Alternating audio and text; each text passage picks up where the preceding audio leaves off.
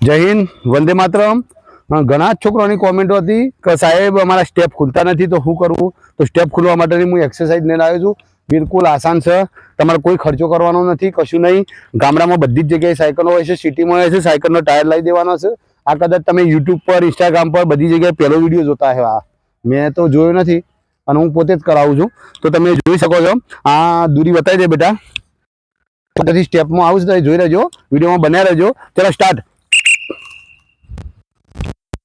Fast है, पैर पैर साइड में नहीं होना चाहिए. તમે જોઈ શકો છોકરાઓની સ્પીડ. ભલે આમ ચાલુ રાખો, ઉભા રહ્યા.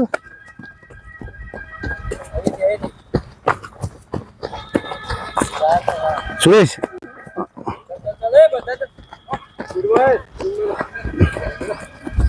તો આ જે છે તમારા સ્ટેપ ખોલવા માટેની છે.